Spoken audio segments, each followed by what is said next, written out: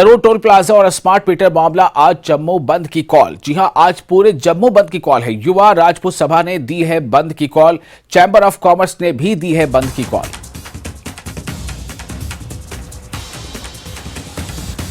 तो सरो toll plaza का मामला लगातार सुर्खियों में है और इसी के साथ सुर्खियों में है जिस तरह से अब वहां पर मुजाहरा करने वाले, प्रदर्शन करने वाले लोगों को हिरासत में लिया गया और उनकी रिहाई को लेकर लगातार प्रदर्शन भी अब हो रहे हैं।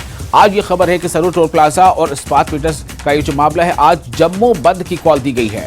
आज पूरे जम्मू, पहले साबा का जो मार्केट है वो 1 बजे तक बंद करने की पहली कॉल थी, फिर बड़ी ब्रह्मणा बाजार को बंद करने की बात आई।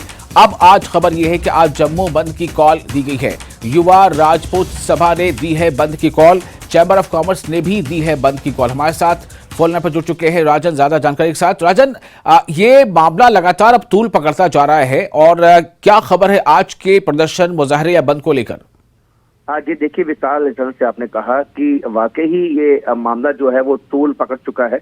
पहले से ही चैम्बर ऑफ कॉमर्स ने ये कहा था कि जिस तरह से कई इश्यूज ऐसे हैं, जैसे स्मार्ट मीटर्स है, टोल प्लाजा है और ऐसे कई इश्यूज हैं, प्रॉपर्टी टैक्स है, जैसे उन इश्यूज को लेकर जो हुकूमत का रवैया है वो उसको देखते हुए वो जम्मू बंद की कॉल दे सकते हैं। हमने ही वो रिपोर्ट भी शाया की थी जिसमें चैम्बर ऑफ कॉमर्स के प्रेसिडेंट अरुण गुप्ता ने पहले ये कहा था कि ये कुछ इश्यूज हैं जिसपे जो है उन पे प्रेशर है कि जम्मू बंद की कॉल दी जाए। लेकिन जब टोल प्लाजा का इश्यू सामने आया तो इसने ट्रिगर का काम किया और जितने भी ऑर्गेनाइजेशंस हैं वो सब एक साथ हो गई और जिसके बाद एक प्रेशर बना चैम्बर ऑफ कॉमर्स पे कि आप जम्मू बंद की कॉल दीजिए। तो आज जो जम्मू बंद की कॉल दी गई है वो चैम्बर की तरफ से जो दी गई है उसमें तमाम जो ऑर्गेनाइजेशंस हैं उनकी तरफ से इस बंद की कॉल का समर्थन किया गया है, इसको सपोर्ट किया गया है,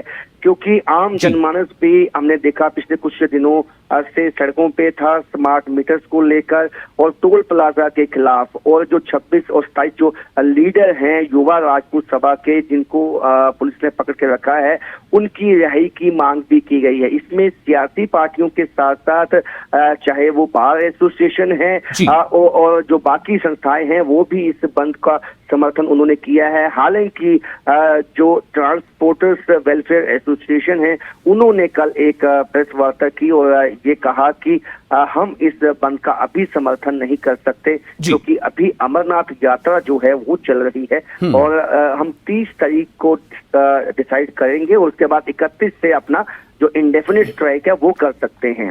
तो यानी कि अगर आज सड़कों पे अगर वाहन चलेंगे, जो प्राइवेट वाहन है, ट्रांसपोर्ट चलेगा, तो कहीं ना कहीं इस तरह की भी हमें पिक्चर्स देखने को मिल सकती हैं कि आपस में उनकी जो है कुछ जो कहते हैं कॉन्फ्लिक्ट हो सकता है। तो आज जो दिन है वो काफी जो अहम रहने वाला, अभी सुबह का वक्त है। हालांकि हमने देखा जो सब्जी मंडी है वो खुली हुई है और सब्जी मंडी से जो सुबह सुबह जो सब्जी लेकर आते हैं वो हमने देखे सुबह।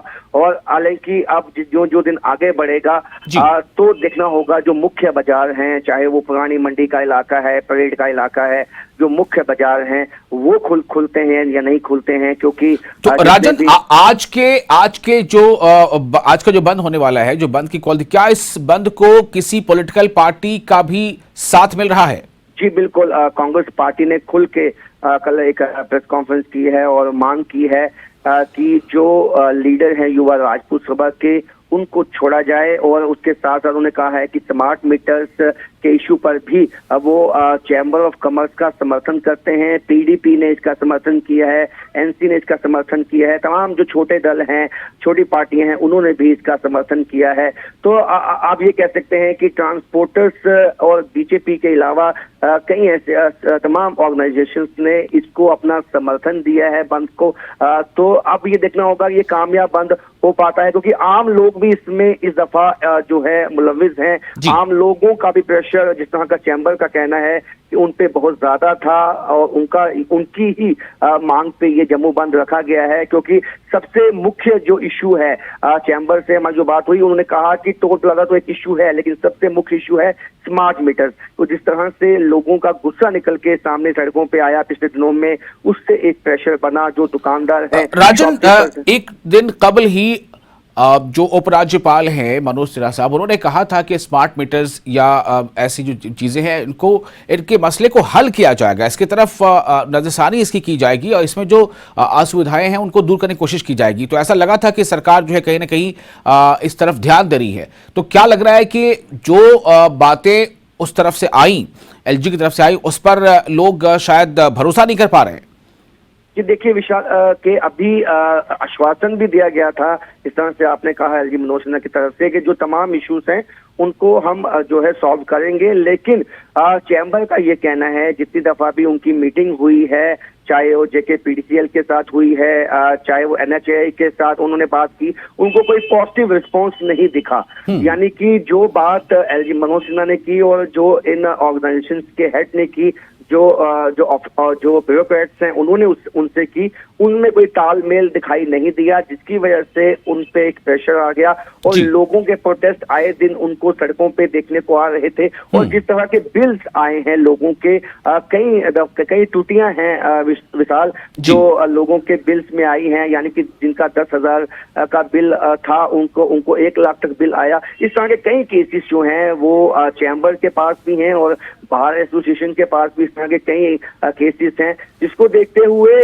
कई ये एक मांग उठाई गई थी कि अभी लोगों में एक अवेयरनेस दी जाए। बिल्कुल। तो राजन, ऐसा लग रहा है कि छोटे छोटे मसले या छोटी छोटी इस तरह की जो चीजें वो मिलकर इकट्ठा हो रही हैं और कहीं आने वाले वक्त में ये एक बड़ा मसला, एक बड़ी तहरीक ना बन जाए। हालांकि जो एलजी मनोज सिन्हा है उनकी तरफ से इस बात का इशारा दिया गया है कि ऐसे जो भी मसले हैं उन्हें हल किया जाएगा, लेकिन देखना है आगे होता क्या है। बहुत शुक्रिया आपका तमाम जानकारी के लिए।